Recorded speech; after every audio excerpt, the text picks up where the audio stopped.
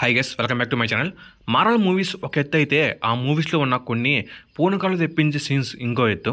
ఇలాంటి goose bump scenes గురించి already మనము పార్ట్ 1 వీడియో అయితే చేశాము. అలాగే ఆ వీడియోకి మంచి రెస్పాన్స్ అయితే వచ్చింది. కామెంట్స్లో చాలామంది ఇంకా కొన్ని సీన్స్ గురించి చెప్పారు. అందుకే పార్ట్ 2 వీడియో చేస్తున్నా. ఇంక ఈరోజు టాపిక్ ఏంటంటే మార్వెల్ మూవీస్లో ఉన్న కొన్ని పూనకాలు తెప్పించే గూస్ బంప్ సీన్స్ గురించి మనం మాట్లాడుకుందాం. అలాగే పార్ట్ 1 వీడియో చూడకపోతే వెళ్ళి చూసేయండి, చాలా బాగుంటుంది. ముందుగా ఈ వీడియో అయితే చాలా ఇంట్రెస్టింగ్ ఉండబోతుంది. ఎవరు స్కిప్ చేయకుండా లాస్ట్ వరకు అయితే చూసేయండి. అలాగే ఈ వీడియో మీకు బాగా నచ్చినట్టయితే లైక్ చేయండి, షేర్ చేయండి, సబ్స్క్రైబ్ చేసుకోండి. నేను మీకు కోరేది ఒక లైక్, సబ్స్క్రైబ్ మాత్రమే. ఇక మెయిన్ కంటెంట్లోకి వెళ్దాం. నెంబర్ 10, హెలా చేతిలో తన హ్యామర్ పోయిందనేది ఒక బాధ.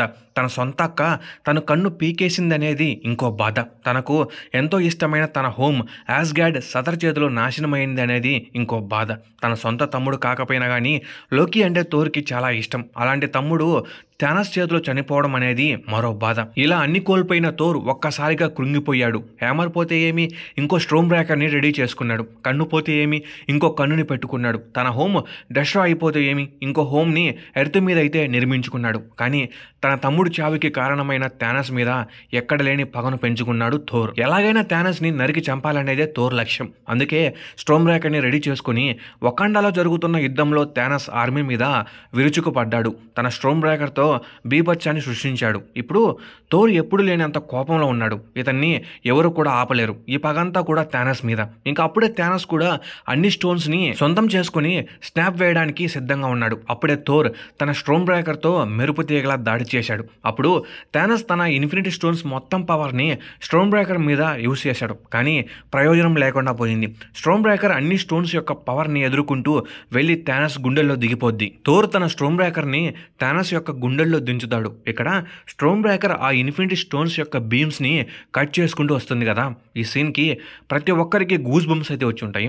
అంత పవర్ఫుల్ స్టోన్స్ని స్ట్రోమ్ బ్రేకర్ ఎదుర్కొనిందంటే మామూలు విషయం కాదు. అందుకే ఇది one of the best goose bump సీన్స్లో ఒకటి. Number 9, Wanda aka Scarlet Witch. Marvel యూనివర్స్లోనే one of the most powerful super hero ఈమె. వాండా ఒక మ్యూటెంట్. అలాగే వాండా ఎంత పవర్ఫుల్ అని మనందరికీ తెలుసు. అలాగే చాలా మూవీస్లో కూడా మనం చూసాము. తనని ఒంటరిగా ఎదిరించాలంటే అది మామూలు విషయం కాదు. ఇన్ఫినిటీ స్టోన్స్ లేకుంటే తను థానస్ని కూడా ఓడిస్తుంది. అలాగే వాండాతో ఉన్న విజన్ కూడా చాలా పవర్ఫుల్. అయితే Avengers infinity war event start అయినప్పుడు గెలాక్సీలో ఉన్న స్టోన్స్ కోసం థానస్ వెళ్తే ఎర్త్ మీద ఉన్న ఇన్ఫినిటీ స్టోన్స్ కోసం తన ఆర్మీని పంపుతాడు. అలాగే మైండ్ స్టోన్ కోసం వాండా ఇంకా విజన్ ఉన్న ప్లేస్కి థానస్ యొక్క సోల్జర్స్ అయితే వస్తారు. అప్పుడు వాండా ఇంకా విజన్ వాళ్ళతో బాగానే ఫైట్ చేస్తారు. అయితే అక్కడ విజన్ చాలా గాయపడతాడు. వాండా కూడా బలంగా ఫైట్ చేస్తుంది. అయినప్పటికీ వాండా ఇంకా విజన్ వాళ్ళని చూసి చాలా భయపడతారు. ఇంకా వాళ్ళ కథ అయిపోయింది అనుకునే సమయంలో అప్పుడే అక్కడ ఓరా మాస్ ఎంట్రీ అయితే ఉంటుంది. కెప్టెన్ అమెరికా, శామ్ ఇంకా బ్లాక్ విడోతో కలిసి అక్కడికైతే వస్తాడు. అయితే వాండా ఎప్పుడైతే కెప్టెన్ అమెరికాను చూస్తుందో అప్పుడే ఊపిరి పీల్చుకుంటుంది. అమ్మయ్య వచ్చేసాడు, ఎంత ప్రమాదాన్నైనా సింగిల్గా ఎదుర్కొంటాడు అనే ధైర్యం వాండాకు వస్తుంది. వాండా కెప్టెన్ అమెరికా కంటే కూడా చాలా అంటే చాలా పవర్ఫుల్. కానీ ఇక్కడ ఏమైంది, పవర్ఫుల్ అయితే సరిపోదు, ఎంత ప్రమాదాన్నైనా ఎదిరించే దమ్ము ఉండాలి. అది కెప్టెన్కి ఉంది. ఈ scene one of the best goose bump సీన్స్లో ఒకటి. నెంబర్ 8, అప్పుడే స్పేస్లో థానస్ థోర్ యొక్క స్పేస్ షిప్ మీద అటాక్ చేసి మొత్తం డెస్ట్రాయ్ చేస్తాడు. ఈవెన్ హల్క్ కూడా ఏమీ చేయలేడు. ఇంకా అప్పుడే థోర్ హల్క్ని ఎర్త్ మీదకైతే పంపుతాడు. హల్క్ వెళ్ళి డాక్టర్ స్ట్రేంజ్ యొక్క శాంటంలో పడతాడు. అలాగే హల్క్ థానస్ వచ్చేస్తున్నాడని చెప్తాడు. ఇక్కడ ఫస్ట్ టైం డాక్టర్ స్ట్రేంజ్ మరియు టోనీ స్టార్క్ కలుసుకోవడం అయితే జరుగుతుంది. అలా బ్రూస్ బ్యానర్ మొత్తం ఎక్స్ప్లెయిన్ చేస్తాడు. ఇంకా అదే సమయంలో థానస్ యొక్క స్పేస్ షిప్ ఎర్త్ మీదకి వచ్చి తన ఆర్మీ అటాక్ చేయడం స్టార్ట్ చేస్తుంది. ఇంకా వీళ్ళను ఎదిరించడానికి స్ట్రేంజ్, టోనీ, వాంగ్, బ్రూస్ వెళ్తారు. ఇక్కడ స్ట్రేంజ్కి మరియు టోనీకి కొంత కాన్వర్సేషన్ అయితే జరుగుతుంది. ఇక్కడ ఈ ఇద్దరికి ఈగో ఇష్యూ రావడం అయితే మనం చూస్తాం. మా హల్క్ సత్తా ఏంటో చూస్తావని టోనీ స్ట్రేంజ్తో అంటాడు. కానీ బ్రూస్ ఎంత ట్రై చేసినా కానీ హల్క్ అయితే బయటకు రాడు. ఇంకా లాభం లేదని తెలుసుకున్న టోనీ తను రంగంలోకి దిగుతాడు. అప్పుడు టోనీ తన కొత్త నానో టెక్నాలజీ ఐరన్ మ్యాన్ సూట్లోకి చేంజ్ అవ్వడం మనం చూస్తాం. ఇక్కడ మనము ఫస్ట్ టైం నానో సూట్ని అయితే చూస్తాము. ఈ scene one of the best goose bump సీన్స్లో ఒకటి. నెంబర్ 7, హల్క్ ఎంత బలవంతుడు అనేది ప్రతి ఒక్క మార్వెల్ ఫ్యాన్కి తెలుసు. ఇతను తలుచుకుంటే ప్లానెట్స్ని కూడా అమాంతంగా మింగగలడు. మార్వెల్ యూనివర్స్లో ఇలాంటి ఒక బీస్ట్ని ఎదుర్కోవడం అంటే చాలా కష్టం. In case Hulk world war Hulk లాగా చేంజ్ అయితే ఇంకా అంతే సంగతులు. హల్క్కి కోపం వచ్చే కొద్దీ తన స్టామినా, తన పవర్, తన స్ట్రెంగ్త్ డబుల్ అవుతూ ఉంటుంది. అలాగే ఇతన్ని కూల్ చేయాలంటే సార్కి బ్లాక్ విడో వచ్చి జోలపాట పాడలేదు కదా. అయితే హల్క్ వల్ల ఎప్పటికైనా ప్రమాదమే అని తెలుసుకున్న మన టోనీ ఐరన్ లీజియన్తో పాటు హల్క్ బస్టర్ని కూడా రెడీ చేసుకున్నాడు. అవెంజర్స్ ఏజ్ ఆఫ్ అల్ట్రాన్లో వన్ మైండ్ కంట్రోల్కి ఎఫెక్ట్ అయిన హల్క్ అక్కడ ఉన్న సిటీని అంతా డస్ట్రాయ్ చేయడం స్టార్ట్ చేస్తాడు. అంటే తనకు ఏమీ అర్థం కాదు, ఫుల్ కోపంలో ఉంటాడు. ఇంకా ఇది తెలుసుకున్న టోనీకి తన హల్క్ బస్టర్ అయితే యూజ్ అవుతుంది. అలా టోనీ హల్క్ బస్టర్కి మరియు హల్క్కి అక్కడ భయంకరమైన ఫైట్ అయితే ఉంటుంది. ఈ ఫైట్లో టోనీ హల్క్కి మామూలుగా కొట్టాడు, హల్క్ కూడా అసలు తగ్గలే. ఇక్కడ టోనీ హల్క్ ముఖం మీద నిద్రపో అని కొడతాడు. ఈ ఒక్క సీన్ అయితే సూపర్ ఉంటుంది. One of the best goose bump సీన్స్లో ఇది ఒకటి. నెంబర్ 6, మీకు ఒకప్పటి కెప్టెన్ అమెరికా గుర్తుకున్నాడా? చాలా సన్నగా, బలహీనంగా, ఒక దెబ్బకు పడిపోయేలా ఉండేవాడు. కానీ ఎప్పుడైతే స్టీవ్ రాజర్స్కి సూపర్ సోల్జర్ సిరం ఇంజెక్ట్ చేస్తారో అప్పుడు స్టీవ్ రాజర్స్ చాలా స్ట్రాంగ్ అయితే చేంజ్ అయిపోతాడు. తన కండలు కొండల్లా మారిపోతాయి. అయితే కెప్టెన్ అమెరికా సివిల్ వార్లో బక్కీని పట్టుకునే ప్రయత్నంలో అతను హెలికాప్టర్ ఎక్కి పారిపోవాలని ట్రై చేస్తాడు. అప్పుడు మన కెప్టెన్ అమెరికా వచ్చి ఆ హెలికాప్టర్ని ఒక్క చేతితో పట్టుకొని ఇంకో చేతితో పక్కనున్న రాడ్ని పట్టుకొని ఆ హెలికాప్టర్ని వెళ్ళనీయకుండా అలానే పట్టుకొని లాగుతూ ఉంటాడు. అప్పుడు కెప్టెన్ అమెరికా యొక్క బాడీ చూస్తే ప్రతి ఒక్కరికి గూస్ బంప్స్ అయితే వస్తాయి. ఇంతవరకు ఒక్కసారి కూడా మార్వెల్ మూవీస్ చూడని వాళ్ళు ఒక్కసారిగా ఈ సీన్ చూస్తే ఇంకంతే పోతారు పైకి. One of the best goose bump సీన్స్లో ఇది ఒకటి.